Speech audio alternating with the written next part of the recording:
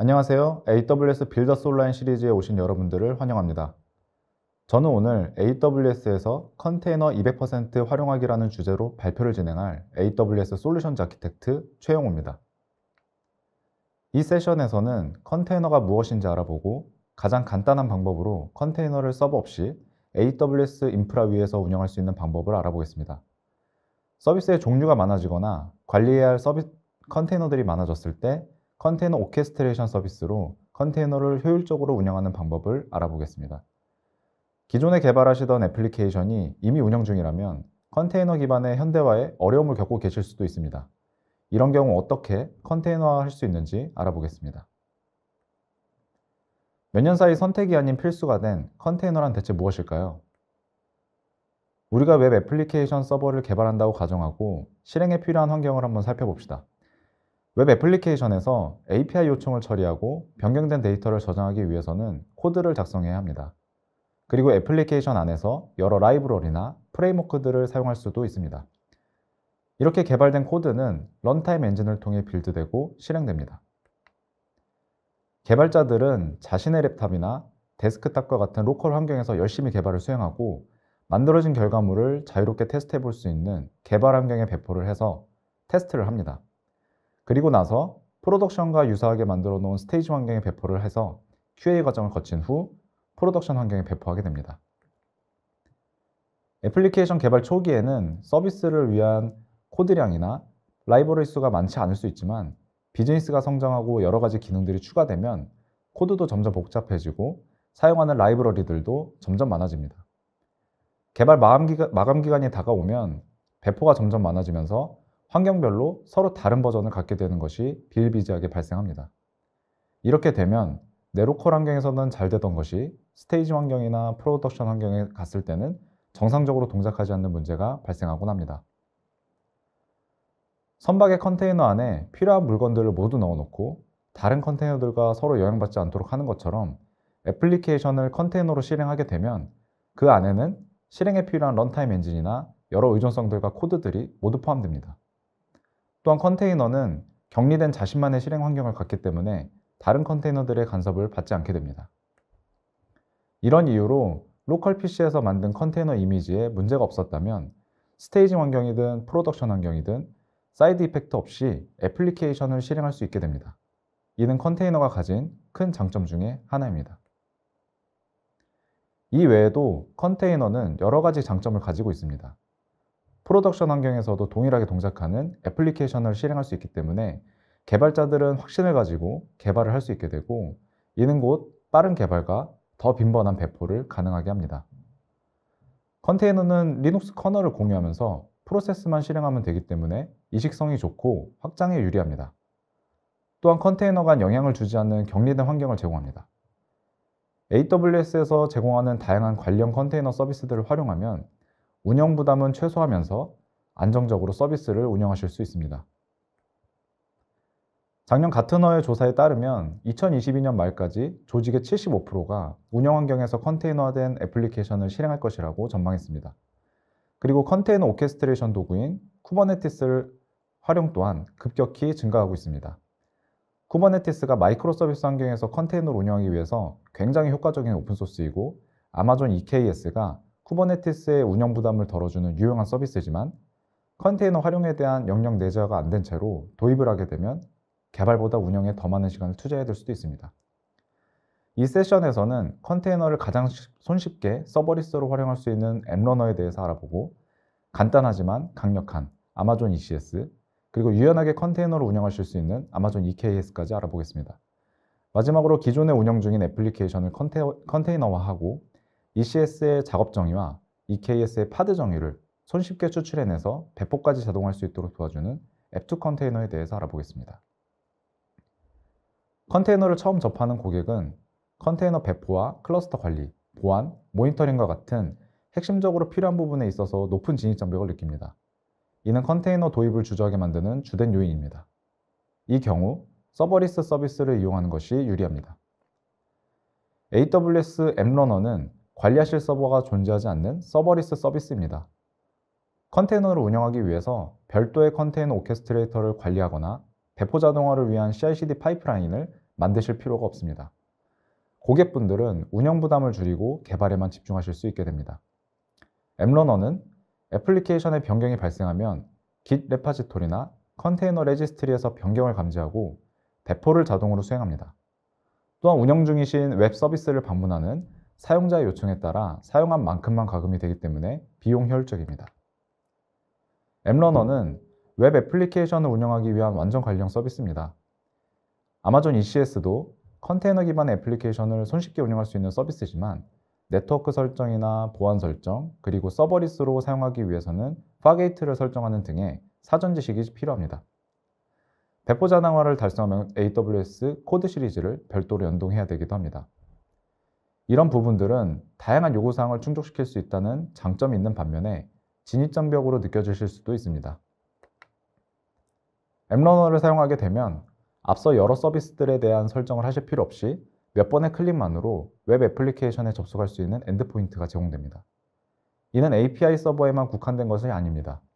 호스팅 기능까지 갖추고 있어서 프론트엔드와 백엔드 모두 손쉽게 관리하실 수 있습니다. 앱러너는 ECR과 GitHub과 통합하여 애플리케이션의 변경을 감지하고 즉시 배포할 수가 있습니다. 관리할 서버나 설정이 없기 때문에 개발에만 집중하실 수 있습니다. 애플리케이션을 빌드하고 배포하는 방법은 크게 두 가지입니다. 먼저 앱러너를 사용해서 애플리케이션 빌드까지 수행할 수도 있고, 커스터마이징이 필요한 경우에는 기존에 사용하시던 도구를 사용해서 컨테이너 이미지를 빌드한 후 ECR에 푸시를 해서 배포에 활용하실 수도 있습니다. 간단한 데모를 통해 앱러너의 사용 방법을 알아보겠습니다.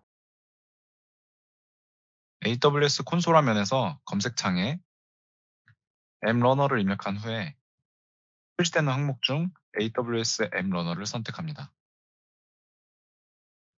앱러너 서비스를 생성하기 위해서 오른쪽에 보이시는 앱러너 서비스 생성 버튼을 선택합니다. 앱러너 서비스의 소스로는 컨테이너 레지스트리와 소스 코드 리포지토리를 지원을 합니다.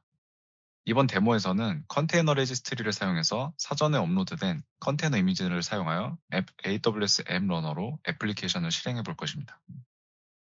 컨테이너 레지스트리로는 아마존 일러스트 컨테이너 레지스트리를 사용하실 수 있습니다. 직접 만들고 업로드한 컨테이너 이미지를 사용하시는 경우에는 프라이빗 레지스트리인 아마존 ECR을 선택하고, 누구에게나 공개된 컨테이너 이미지를 사용하실 경우에는 아마존 ECR 퍼블릭을 선택합니다. 빠른 시연을 위해서 자바 기반의 웹 애플리케이션을 컨테이너 이미지로 만들고 ECR에 업로드를 해놨습니다. 찾아보기 버튼을 클릭해서 해당 컨테이너 이미지를 선택합니다. 애플리케이션 코드가 변경돼서 컨테이너 이미지가 업데이트된 경우에 이를 반영하는 방법으로는 수동 배포 방법과 자동 배포 방법이 있습니다. 컨테이너 이미지 변경을 감지하고 자동으로 배포하기 위해서 자동을 선택하도록 하겠습니다. 앱러너와 컨테이너 레지스트리는 서로 다른 서비스이기 때문에 앱러너에서 ECR에 업로드된 컨테이너 이미지를 사용하려면 권한이 필요합니다. 새 서비스 역할 생성 버튼을 선택하면 앱러너는 필요한 권한을 자동으로 생성합니다. 서비스 이름을 지정을 해주시고, 그다음에 이제 가상 CPU와 메모리를 설정하게 됩니다. 이 가상 CPU와 메모리는 해당 컨테이너가 사용할 리소스 정보를 의미합니다. 환경 변수를 추가하거나 포트 번호를 지정하실 수도 있습니다. 그리고 트래픽이 증가함에 따라서 인스턴스가 확장될 수 있도록 오토 스케일링 구성할 수도 있고, 인스턴스에 IAM 역할을 부여를 해서 AWS 내 다른 서비스들에 접근할 수도 있습니다.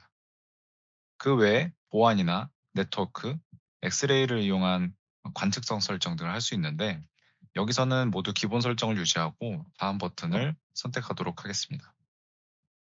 최종 리뷰를 마친 후에 생성 및 배포 버튼을 선택하시면 몇 분 후에 러닝 상태로 변경이 되고, 그 이후부터는 기본 도메인 주소를 사용해서 웹 애플리케이션에 접속을 하실 수가 있습니다.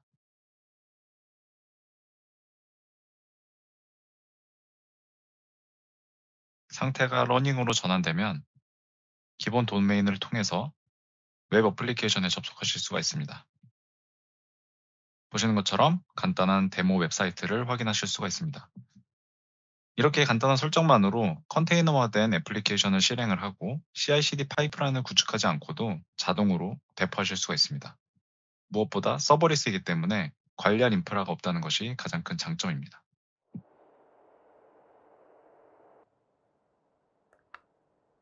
AWS 앱러너 워크샵을 통해 직접 따라해 보실 수 있습니다. 잠시 화면을 멈추고 QR코드와 링크를 사용해서 접속해 보시기 바랍니다. 운영에 신경 쓰지 않고 개발에만 집중할 수 있도록 서버리스로 컨테이너를 운영할 수도 있지만 마이크로 서비스 형태로 서비스의 수가 많고 여러 오픈소스들과 연동해서 더 유연하게 컨테이너를 운영하고자 할 수도 있습니다. 이때는 컨테이너 오케스트레이션 서비스를 사용해서 컨테이너를 운영하실 수도 있습니다. 먼저 컨테이너 오케스트레이션 서비스가 등장하게 된 배경에 대해서 알아보고 AWS에서는 어떤 서비스들을 제공하고 있는지 알아보겠습니다. 컨테이너 수가 적고 관리할 서버가 적은 경우에는 수동으로 서버를 배포하고 컨테이너를 실행해서 관리할 수 있지만 사용자가 많아져서 컨테이너 수가 증가하게 되면 컨테이너를 실행하기 위한 서버 수도 비례해서 증가하게 됩니다. 또한 기존 모노리스 애플리케이션을 마이크로 서비스로 전환하여 컨테이너로 운영하면 각 서비스마다 컨테이너로 실행하고 관리를 해야 합니다. 게다가 사용자의 요청에 따라서 적절한 서비스로 트래픽을 분배하기도 해야 합니다. 다수의 서버에 다수의 컨테이너를 실행하고 관리하려면 고려해야 할 것들이 많습니다. 먼저 많은 서버들 중 어떤 서버가 컨테이너를 실행할 최적의 상태인지 파악하고 선택할 수 있어야 합니다. 그렇지 않으면 특정 서버에 컨테이너가 몰려서 불균형이 발생할 수도 있습니다. 그리고 만약 컨테이너에 문제가 발생하는 경우에는 관리자가 하나하나 점검하고 복구하는 것은 대응이 너무 늦기 때문에 복구의 자동화도 필요합니다. 사용자의 요청이 유입되었을 때 컨테이너들의 트래픽을 균등하게 분배할 수 있어야 합니다. 이커머스를 예로 들면 할인 행사를 하는 것과 같이 특정 시점에 트래픽이 급증하고 행사 종료 후에 트래픽이 급감했을 때를 대비해서 자동으로 확장 축소가 되어야 합니다. 애플리케이션의 버전이 업데이트된 경우에 서비스에 영향이 없도록 무중단으로 롤링 업데이트를 해야 되고 배포한 애플리케이션에 문제가 발생할 경우에는 빠르게 롤백이 가능해야 합니다. 이런 사항들을 충족시켜 줄 수 있는 것이 바로 컨테이너 오케스트레이션 도구입니다. 마치 오케스트라 연주와 같이 연주자들과 지휘자가 조화롭게 연주를 이끌어가는 것처럼 컨테이너들을 여러 서버들에 배치를 하고 운영하는 것을 컨테이너 오케스트레이션이라고 합니다. 여기서 컨테이너의 상태를 관리하고 명령을 전달하는 부분을 컨트롤 플레인이라고 하고 실제 컨테이너가 실행되는 부분을 데이터 플레인이라고 합니다. 컨테이너 오케스트레이션 도구들이 가지고 있는 중요한 메커니즘이 있습니다. 바로 선언적으로 상태를 관리한다는 것인데요. 컨테이너 오케스트레이션 도구를 관리하는 관리자가 실행하길 원하는 컨테이너의 수나 컨테이너 이미지 버전과 같은 특정한 상태를 정의하게 되면 컨테이너 오케스트레이션 도구의 컨트롤 플레인은 현재 운영 중인 컨테이너의 상태가 원하는 상태와 일치하는지 지속적으로 체크합니다. 현재 상태와 원하는 상태가 달라지게 되면 컨트롤 플레인은 원하는 상태로 맞추기 위해서 최대한 노력을 합니다. 이런 메커니즘에 의해서 자가 복구가 가능하기 때문에 관리자는 상시로 컨테이너 상태를 지켜보고 있을 필요가 없습니다. AWS의 컨테이너 서비스 포트폴리오 가운데 컨테이너 오케스트레이션 목적으로 제공되는 두 가지 대표 서비스가 있습니다. 간편하게 사용할 수 있지만 강력한 아마존 ECS와 유연하게 운영할 수 있는 아마존 EKS입니다. 아마존 ECS는 AWS에서 컨테이너화된 애플리케이션을 쉽게 배포하고 유연하게 확장할 수 있도록 지원하는 완전 관리형 컨테이너 오케스트레이션 서비스입니다. 아마존 ECS를 사용하게 되면 클러스터를 관리하거나 확장에 신경 쓸 필요가 없습니다. 아마존 ECS는 기본적으로 어플리케이션 로드 밸런서, IAM, ECR, 클라우드워치와 같은 AWS의 서비스들과 긴밀하게 통합되도록 설계되었습니다. 이런 이유로 고객분들은 컨테이너 오케스트레이션 서비스에 대한 운영을 최소화하고 개발에 집중하면서도 대규모의 컨테이너를 실행하실 수가 있습니다. 아마존 ECS는 AWS 콘솔에서 손쉽게 생성하실 수 있고 CLI나 클라우드 포메이션으로도 생성하실 수 있습니다. 컨테이너가 실행되는 데이터 플레인으로는 두 가지 선택지가 있습니다. EC2 인스턴스의 경우 고객의 어카운트에 인스턴스가 생성이 되고 그 안에 컨테이너가 실행됩니다. 반면 파게이트 인스턴스는 AWS가 관리하는 VPC에 경량의 인스턴스가 생성이 되고 그 안에서 컨테이너가 실행됩니다. 이런 이유로 고객의 VPC에는 관리할 서버가 없기 때문에 서버리스로 운영하실 수 있습니다. 두 가지 유형 모두 ECS 에이전트가 설치되어서 ECS 클러스터와 통신을 하게 됩니다. 컨테이너 이미지와 컨테이너 수와 같은 정보가 변경되면 ECS 클러스터는 ECS 에이전트의 명령을 전달하여 해당 내용을 반영합니다. 아마존 ECS는 ECS 클러스터와 서비스, 작업으로 구성되어 있습니다. 각각의 구성 요소를 하나씩 살펴보겠습니다. 클러스터는 ECS의 작업이 실행되는 논리적인 그룹입니다. 이렇게 클러스터에 IAM 권한을 부여하는 것으로 클러스터에 속한 작업들에 다른 AWS 리소스들에 접근할 수 있는 권한을 부여할 수가 있습니다. 작업 정의는 클러스터의 최소 실행 단위인 작업을 실행하기 위한 템플릿입니다. 이 템플릿의 설정 값들은 네트워크 설정이나 볼륨 설정 등 도커의 설정과 유사합니다. 작업이 사용할 수 있는 CPU와 메모리 수치 등을 비롯해서 작업 내 컨테이너를 실행하기 위한 이미지 정보 등을 정의합니다. 작업 정의를 기반으로 EC2 인스턴스 내에 작업을 실행하실 수도 있습니다. 하나의 작업 안에는 하나 이상의 컨테이너가 포함됩니다. 일반적으로 애플리케이션을 운영할 때 하나의 서버가 아닌 다수의 서버 내에서 다수의 컨테이너를 실행합니다. 서비스는 오토스케일링 그룹을 만들어서 컨테이너를 실행할 EC2 인스턴스들을 생성하고 원하는 수만큼 작업을 유지합니다. 만약 비정상 상태가 되어서 요청을 처리하지 못하는 작업이 있다면 정상적인 작업으로 교체하는 역할도 합니다. 또한 컨테이너를 실행하는 것만으로는 외부로부터 요청을 받을 수 없기 때문에 엘라스틱 로드 밸런서와 통합해서 요청을 수신할 수 있도록 합니다. 아마존 ECS 워크샵을 통해서 직접 따라해 보실 수 있습니다. 잠시 화면을 멈추고 QR코드와 링크를 사용해서 접속해 보시기 바랍니다. 아마존 EKS는 쿠버네티스에 대한 전문가가 아니더라도 AWS에서 쿠버네티스를 쉽게 운영할 수 있도록 해주는 관리형 서비스입니다. 아마존 EKS는 오픈소스 쿠버네티스의 구현 내용을 수정하지 않고 그대로 관리형 서비스로 제공합니다. 이런 이유로 쿠버네티스 생태계의 광범위하고 다양한 솔루션을 그대로 활용해서 유연하게 확장할 수 있도록 설계되었습니다. 또한 아마존 EKS는 고객이 어려워하는 쿠버네티스의 컨트롤 플레인에 보안과 가용성 그리고 확장성을 제공하고 클라우드와치의 컨테이너 인사이츠와 오픈소스 프로메테우스를 통해서 관측성을 제공합니다. 쿠버네티스 클러스터에 대한 하이레벨 아키텍처를 살펴보겠습니다. 쿠버네티스 관리자는 큐브 컨트롤 명령어를 사용해서 클러스터를 관리합니다. 이때 쿠버네티스 클러스터에 대한 모든 명령은 컨트롤 플레인의 API 서버가 수신합니다. 수신된 요청은 컨트롤 플레인 내 컨트롤러 매니저나 스케줄러와 같은 컴포넌트들과 통신을 하면서 처리를 하게 되고 변경된 상태 정보는 etcd라는 키값 저장소에 저장됩니다. 이처럼 쿠버네티스의 컨트롤 플레인에는 클러스터 전반에 영향을 줄 수 있는 중요한 컴포넌트들이 포함됩니다. 데이터 플레인 내 각각의 노드에는 컨트롤 플레인의 API 서버와 통신을 하기 위한 큐블릿이 설치됩니다. 이 큐블릿이 API 서버로부터 명령을 수신받아서 쿠버네티스의 최소 실행 단위인 파드를 생성하게 됩니다. 파드 안에는 ECS의 작업과 유사하게 하나 이상의 컨테이너를 포함하실 수 있습니다. 그리고 파드 간 통신을 위해 각 노드에는 큐브 프록시가 실행됩니다. 아마존 EKS는 클러스터 전반에 영향을 줄 수 있는 컨트롤 플레인의 보안과 고가용성을 AWS가 책임지고 관리합니다. 컨트롤 플레인에 포함된 리소스들은 AWS가 관리하는 VPC에서 실행이 되고 API 서버로 접근하기 위한 엔드포인트만 제공됩니다. 관리자가 큐브 컨트롤 명령을 실행하게 되면 모든 요청은 API 서버의 엔드포인트를 통해 컨트롤 플레인에 전달됩니다. 데이터 플레인 영역에는 물리적인 인프라는 AWS가 책임지고 관리하지만 고객의 VPC에서 실행되는 EC2 인스턴스의 경우에는 OS 패치를 비롯한 애플리케이션 데이터 보안까지 고객이 직접 관리해 주셔야 합니다. 여기서 데이터 플레인을 위해 오토스케일링 그룹을 생성하게 되는데 이를 노드 그룹이라고 합니다. 노드 그룹에 추가되는 노드는 온디맨드 EC2 인스턴스나 스팟 인스턴스를 선택적으로 사용할 수 있습니다.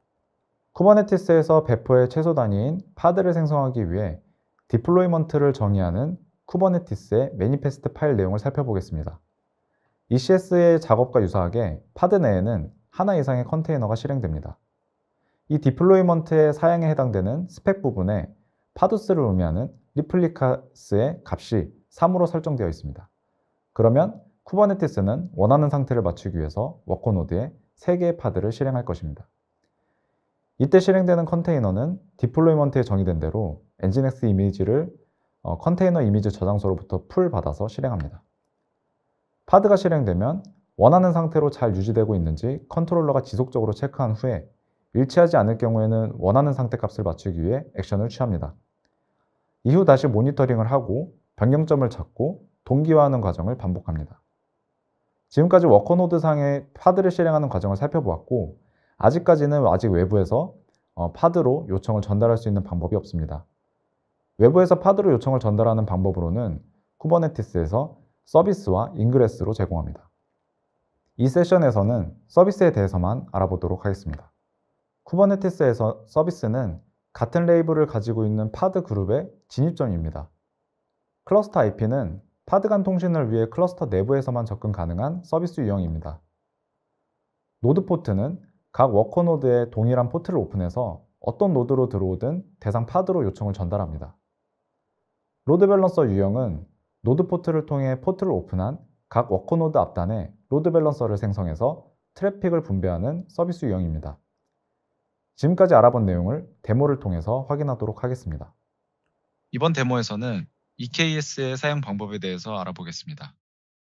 EKS 클러스터를 생성하는 데는 시간이 다소 소요되기 때문에 제가 미리 만들어 놓았습니다. 보시는 EKS 콘솔 화면에서 클러스터를 선택하게 되면은 파드 정보와 같은 리소스에 대한 자세한 정보를 확인하실 수가 있습니다. 엔진엑스 컨테이너를 쿠버네티스의 디플로이먼트와 서비스를 사용해서 실행하고 외부에서 접근이 가능하도록 설정을 해보겠습니다. 먼저 디플로이먼트 파일을 생성합니다. 디플로이먼트 파일 내용을 보시면 스펙 하위에 리플리카 수가 3개로 지정된 것을 보실 수가 있습니다. 이 3개의 의미는 파드의 개수를 의미합니다. 그리고 템플릿 하위에 컨테이너 정보를 보시면 여기에 이제 엔진엑스 이미지에 대한 정보가 그리고 80 포트를 사용하겠다는 이 포트 정보가 포함되어 있습니다. 그리고 이렇게 만들어진 파드들은 메타데이터에 지정된 앱은 엔진엑스라는 이런 레이블을 할당받게 됩니다. 동일한 레이블을 가진 파드가 하나의 그룹처럼 논리적으로 구성된다고 이해하시면 됩니다. 이제 와치 명령을 사용해서 모니터링을 해놓고 큐브 컨트롤 어플라이 명령을 사용해서 야물 파일 내용을 EKS 클러스터에 반영해 보도록 하겠습니다.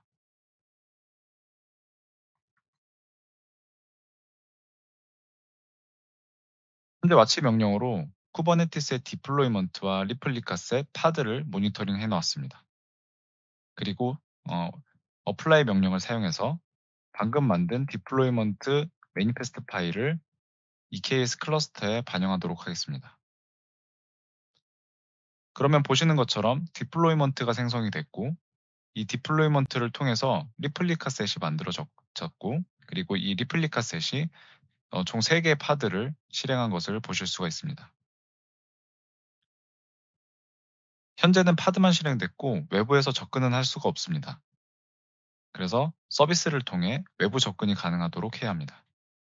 먼저 서비스 매니페스트 파일을 작성하도록 하겠습니다.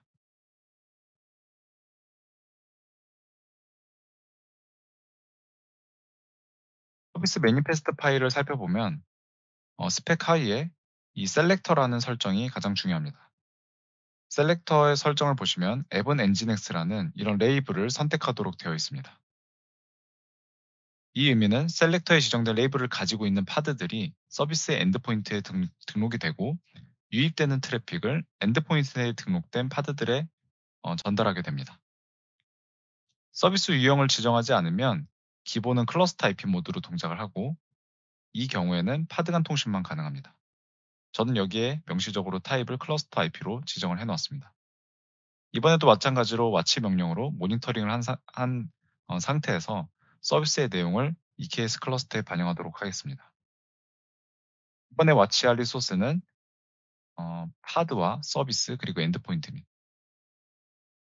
그리고 나서 이제 서비스의 내용을 클러스터에 반영하도록 하겠습니다. 그러면 엔진엑스라는 서비스가 하나가 추가로 생성이 되었고, 이 엔드포인트라는 리소스에 파드의 IP들이 추가된 것을 확인하실 수가 있습니다. 하지만 지금은 클러스터 IP로 지정했기 때문에 파드 간의 통신만 가능합니다. 그래서 서비스의 내용을 고쳐서 타입을 로드 밸런서로 지정해 보도록 하겠습니다.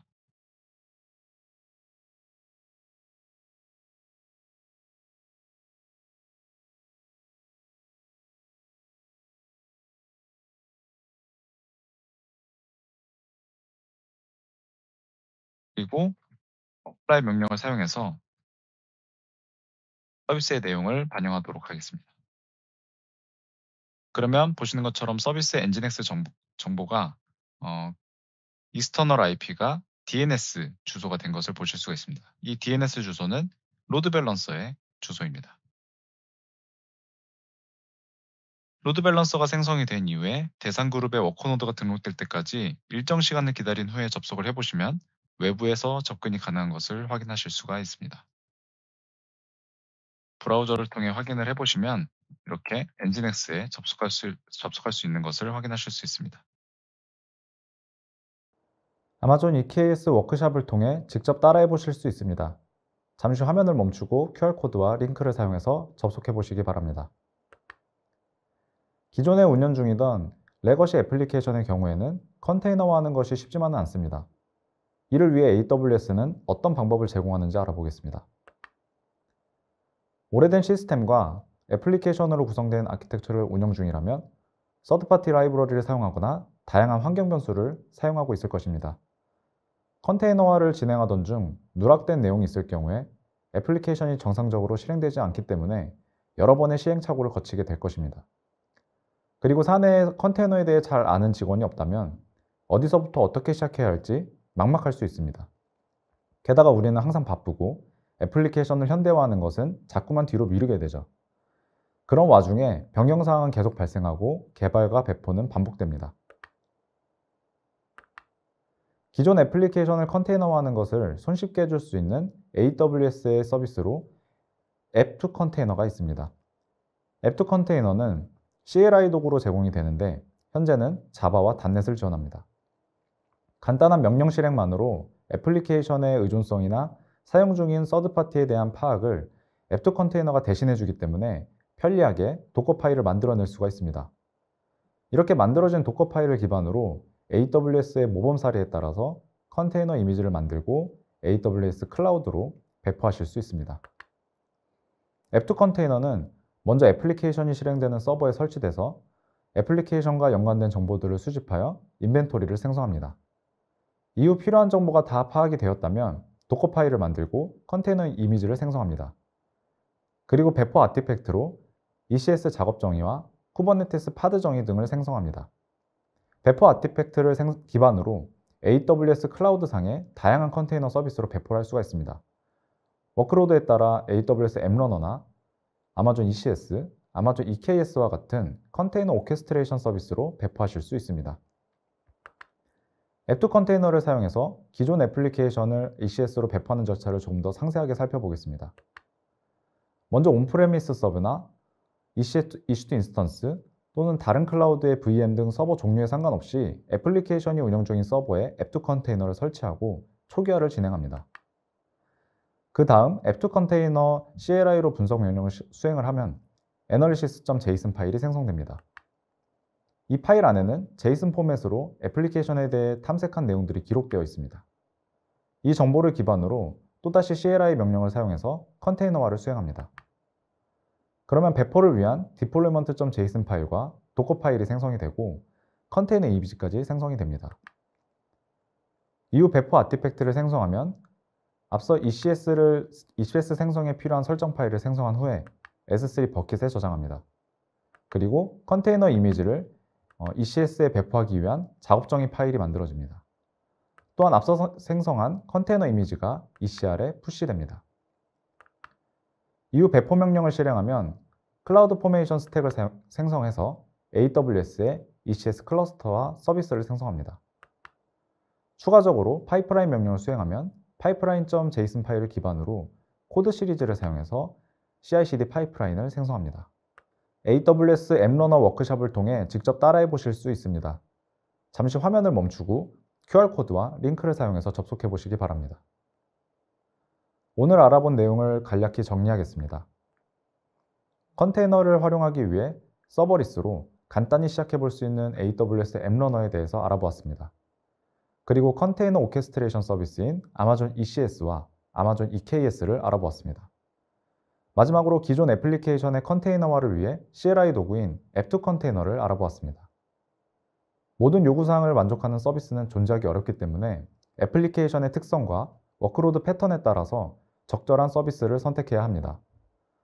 서비스를 선택하기에 앞서서 현재 개발 중이고 운영 중이신 애플리케이션에 대해서 상세히 파악을 해보시고 저와 같은 AWS의 솔루션즈 아키텍트와 함께 어떤 서비스가 운영 부담을 줄이고 비즈니스에 도움이 될 수 있을지 생각해보는 시간을 가지면 좋겠습니다.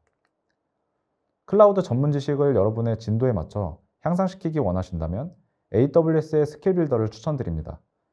여기 이 QR코드를 스캔하시면 AWS의 전문가들이 개발한 500개 이상의 무료 디지털 교육을 접하실 수 있습니다. 또한 클라우드 퀘스트 및 실습, AWS 자격증 시험 준비 과정 등 여러분이 원하는 시간에 원하는 내용을 학습하실 수 있도록 준비되어 있으니까 꼭 한번 방문해 주시기 바랍니다. 오늘 제가 준비한 세션은 여기까지입니다. 유익한 시간이 되셨기를 바라며 설문조사에 참여하여 의견을 주시면 앞으로 더 발전된 컨텐츠를 준비하는 데 많은 도움이 됩니다. AWS 빌더스 온라인 시리즈에 참석해 주셔서 대단히 감사합니다. 더 나은 세미나를 위해서 설문을 꼭 작성해 주시기 바랍니다. 감사합니다.